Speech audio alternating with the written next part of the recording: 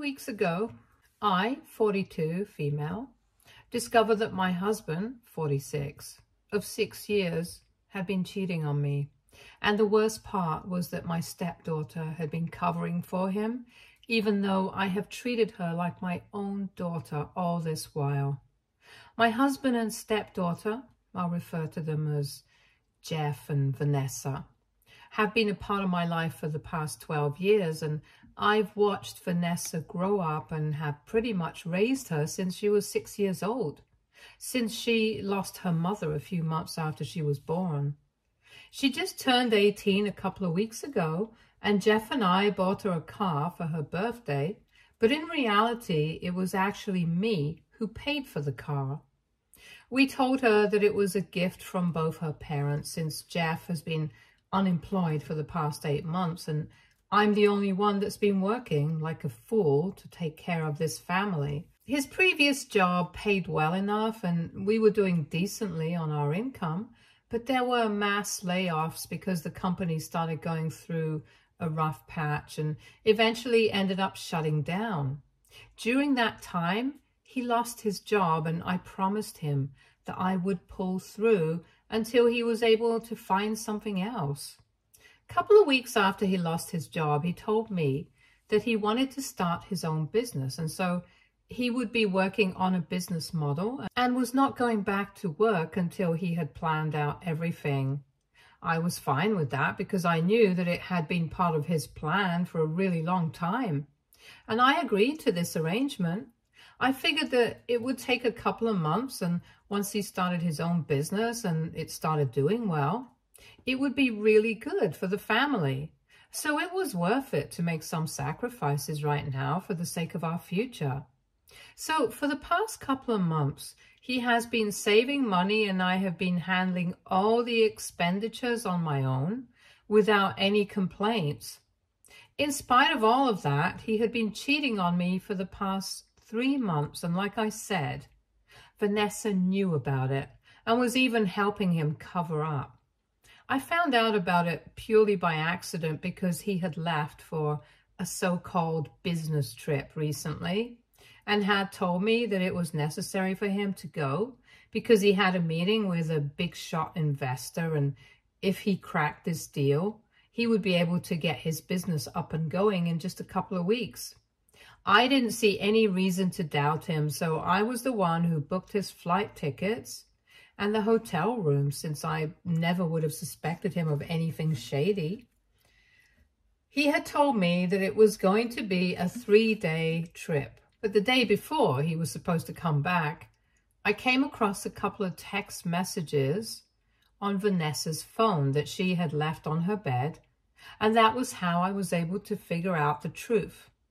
I don't remember exactly why, but for some reason, I had gone into her room while she was making herself something in the kitchen. I saw her phone lying on the bed, and I couldn't help but look at the screen when she received a message from her dad, and I ended up reading it through the notifications. It was something along the lines of, "Thanks for covering for me, coming back tomorrow." That got me a little curious because I wanted to know what exactly she was covering for. And I decided to unlock her phone and go through the messages because my birthday was coming up, and I honestly thought that they were talking about some surprise or something that they had arranged for me, and I really wanted to know what was going on. It was a bit childish, but I thought that I would just read the last few messages and let it go. It was not a problem unlocking her phone because I had seen her do it several times and I knew her password. Once I was in, I read the last couple of messages, and I'm so happy that I did, because that's when I made the decision that I was going to leave. He had told his daughter that he had landed safely and stuff, reached the hotel, and met some lady named Gwen. He had even told Vanessa that he was really thankful that she had convinced me that there really was some investor that he was meeting with, so I would pay for the trip, and told her that he owed her one. So that helped me figure out that she had known about this entire thing. She knew who Gwen was, And she knew that her father was going to go out to cheat on me, but she decided to help him out. After all, I guess blood is actually thicker than water. When I read those messages, I immediately started feeling quite nauseated, but I kept the phone down exactly how I had found it, so that Vanessa wouldn't be able to know that I had read those messages. Then I decided to keep aside my feelings for later and take action at the moment. I drove to the bank immediately after I read those messages and applied to shut down the joint account that I had started with Jeff a few months before he lost his job.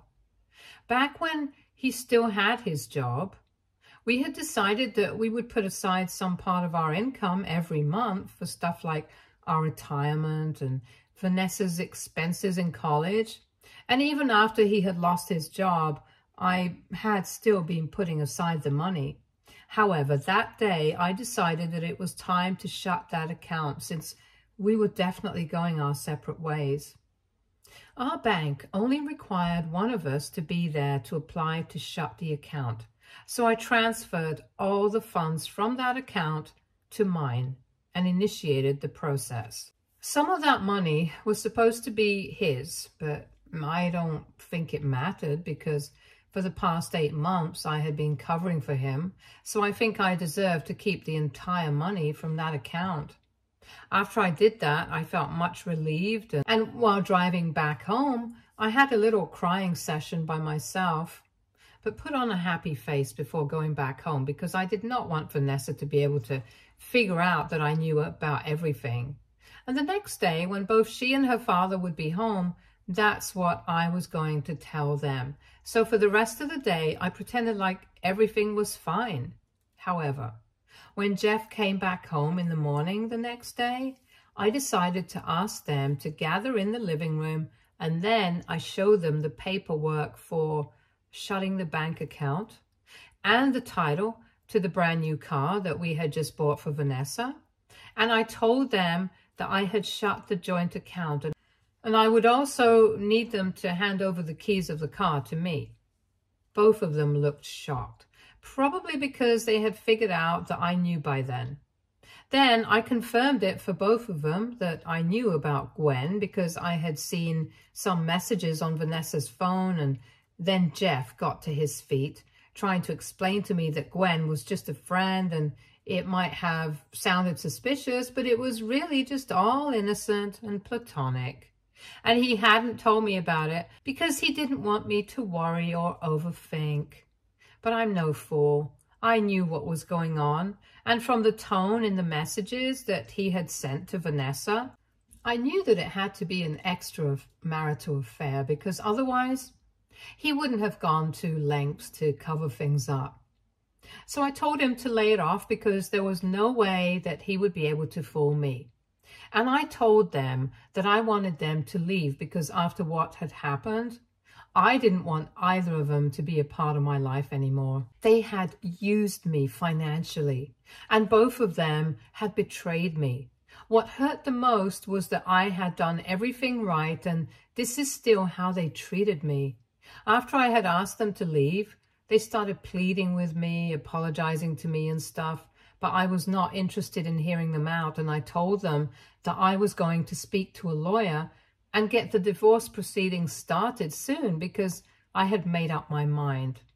And if they didn't leave, then I would gladly go away so that they could handle the rent and everything. Both of them had started crying by that point, and it was really hard for me to control my emotions.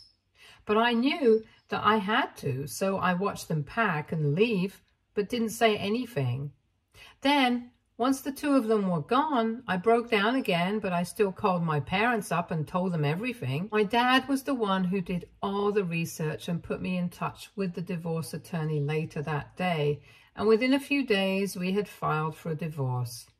Those few days were very difficult because Jeff and Vanessa kept showing up at my house every single day to apologize, and I had to ignore all of it to the best of my abilities because I couldn't allow them back into my life again. Every single day, like clockwork, they would show up at my door in the evening, beg for me to let them in, and I would ignore them. I could have called the cops, but I didn't have the emotional strength for that. So I would just shut them out, lock myself in my bedroom and wait for it to be over.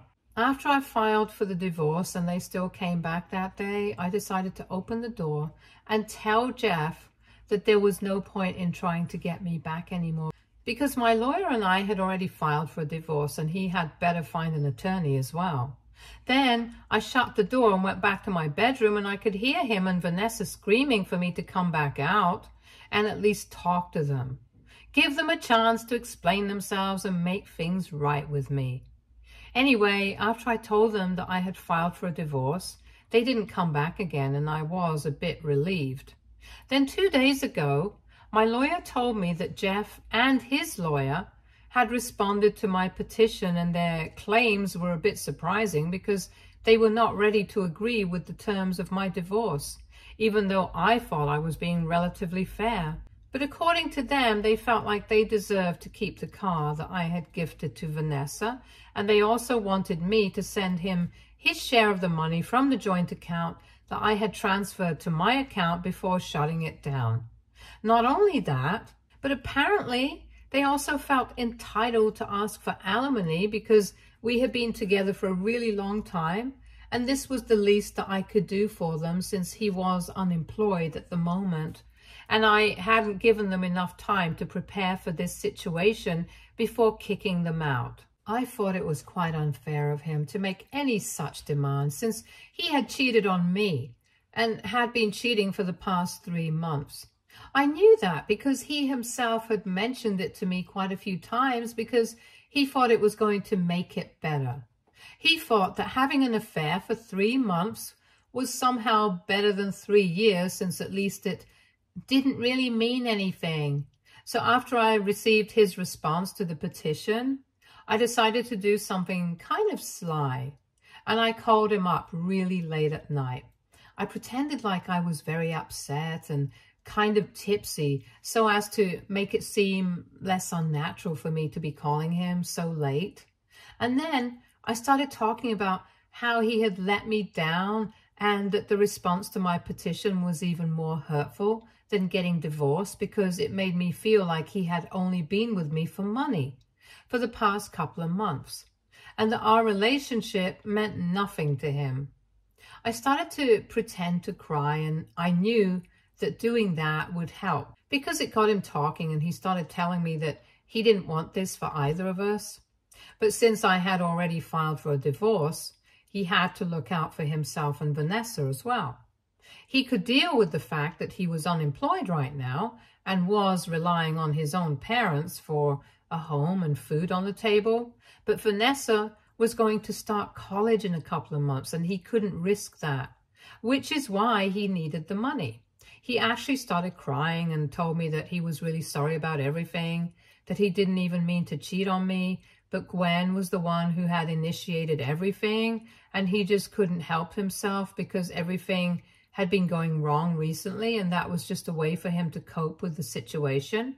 He tried to reassure me once again that the situation with Gwen meant absolutely nothing to him, that they had only hooked up once when he went on the trip, and before that they had only ever spoken to each other online. And then he said that if I wanted to, we could still cancel the divorce and get couples counseling and try to make this marriage work. But by then I had heard enough. So I hung up on him, and since I had been recording that entire conversation, I sent it to my attorney as proof of him confessing that he had been cheating on me with Gwen. Unfortunately, when I had seen the proof on Vanessa's phone, I hadn't had the time to send it to myself, so it was just my word against his, and that would have made my case become weak. But now it was his own word against his, and my attorney told me that this would definitely help us out.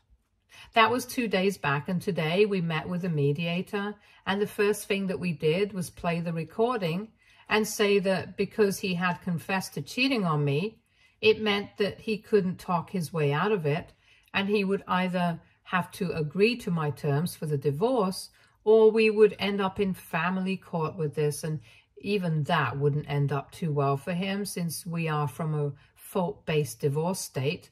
And most of the time when judges know that there has been adultery, they disqualify the adulterer for alimony.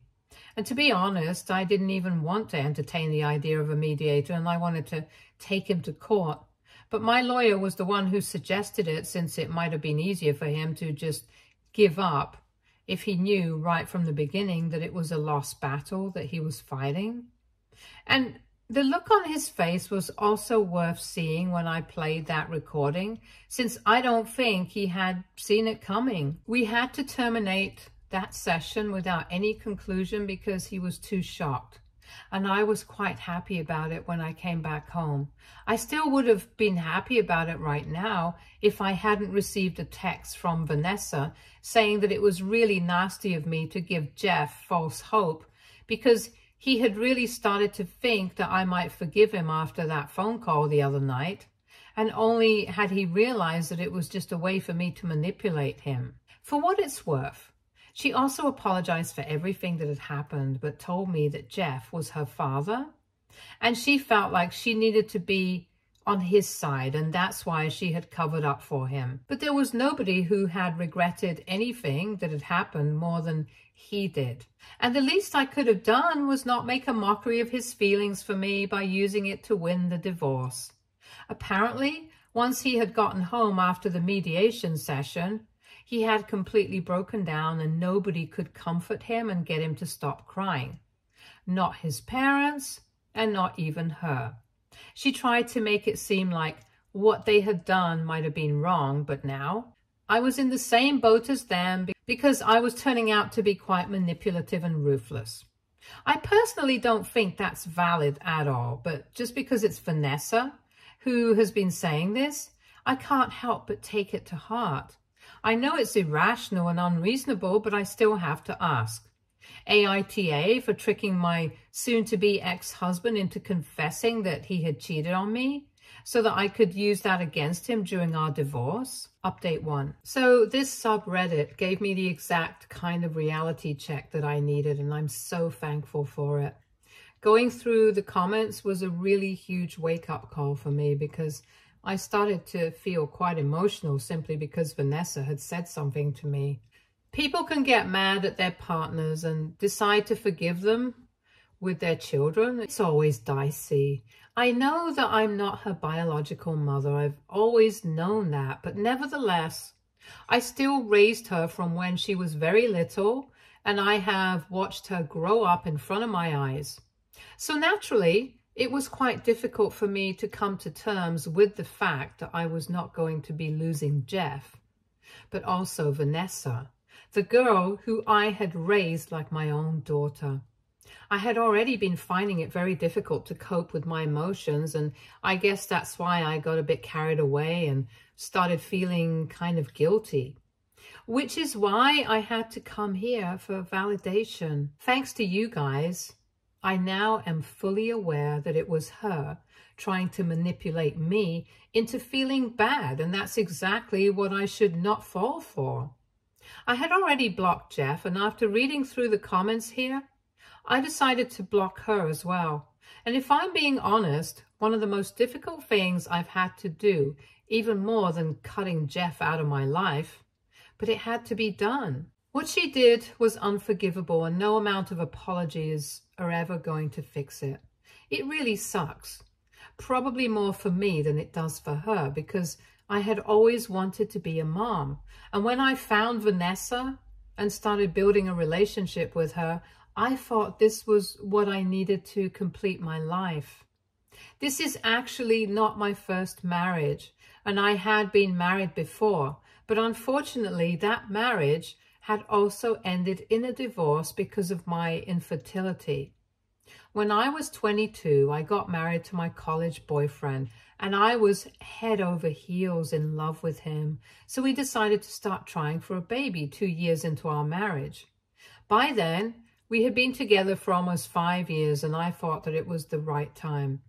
But we kept trying for almost a year and nothing happened, and that's when we decided to get tested.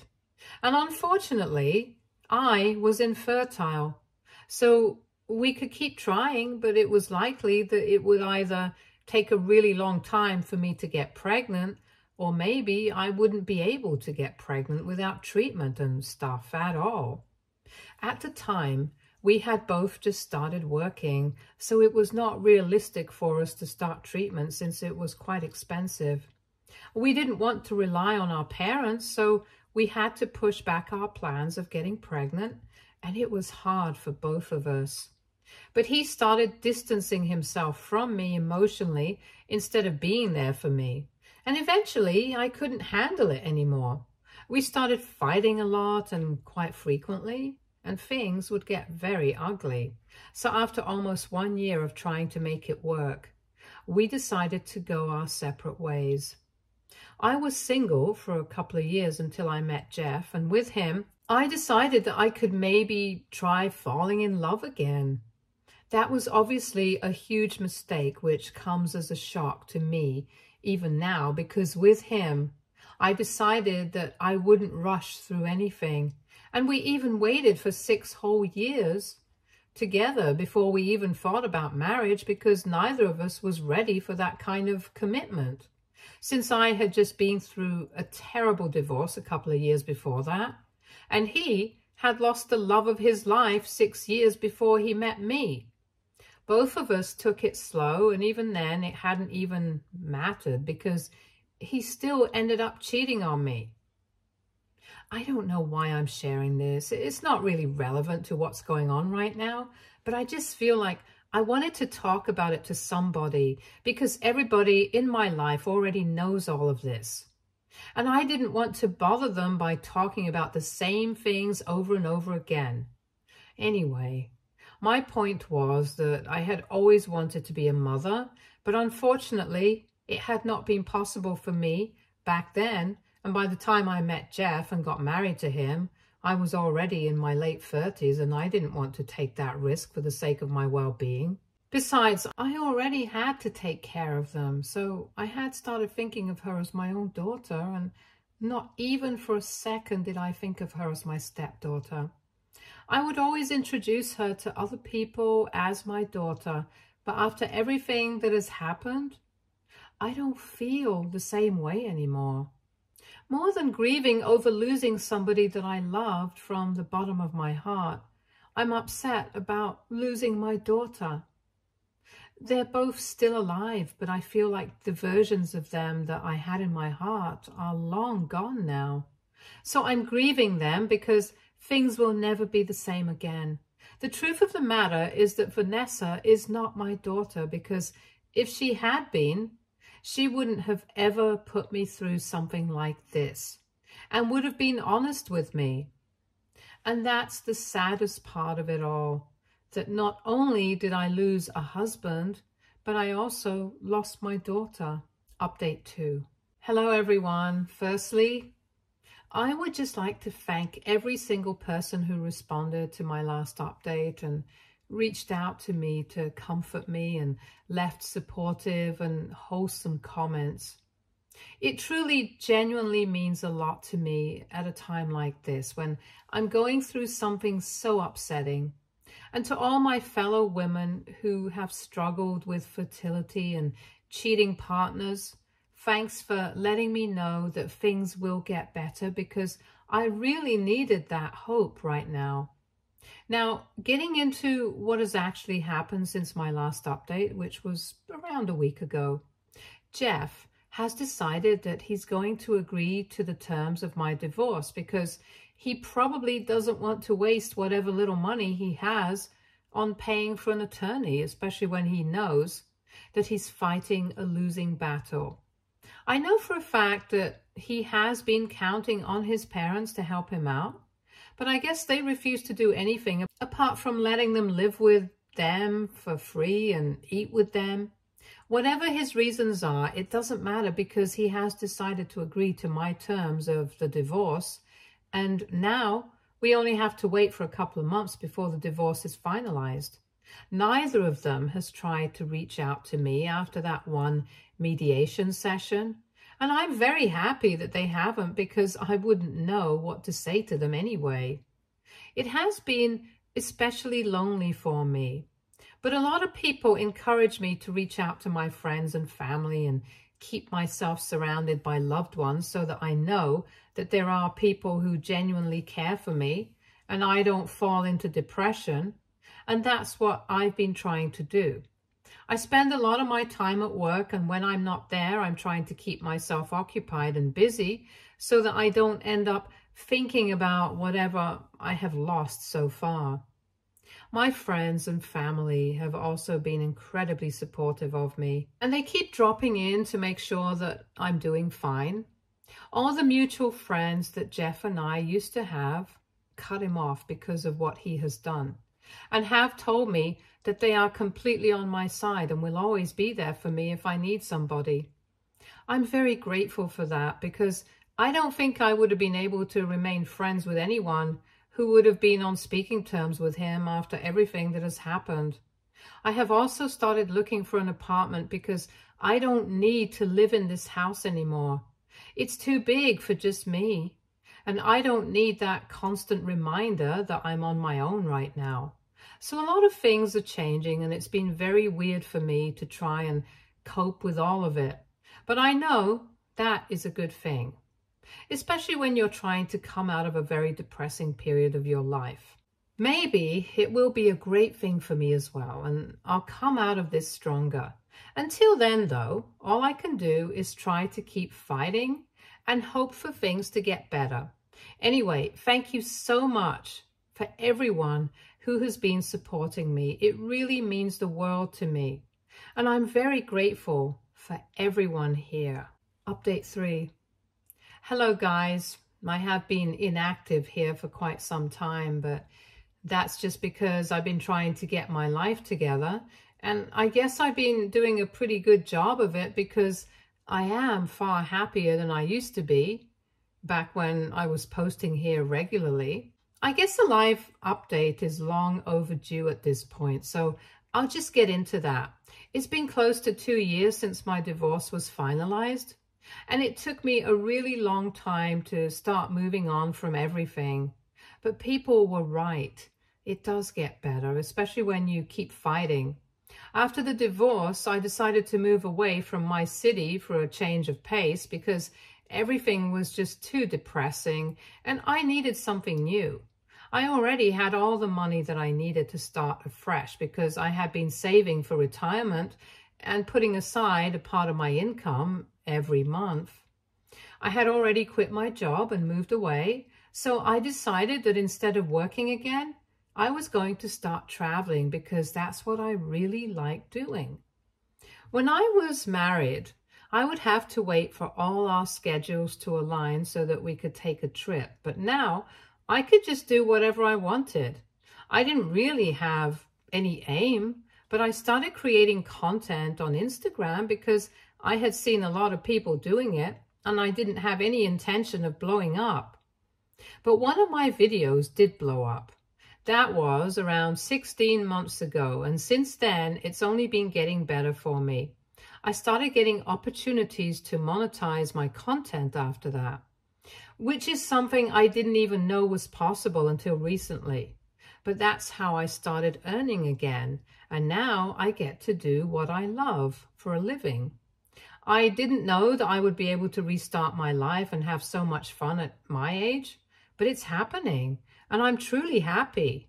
I do visit home occasionally, and I have kept in touch with my family and friends, but I'm also living my life to the fullest.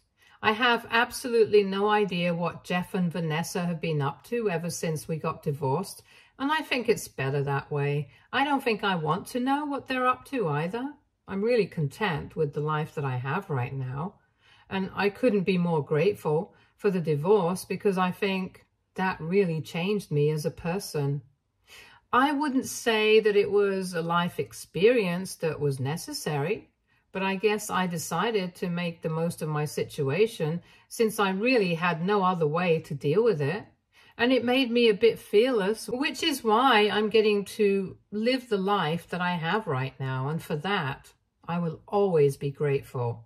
Anyway, that was me. Thank you for continuing to support me. And I really hope that everyone else on this subreddit who has been going through the same kind of trouble just finds the strength to hang in there, because now I know from personal experience that sometimes it definitely does get better. Stay tuned for more stories from our girl relationships.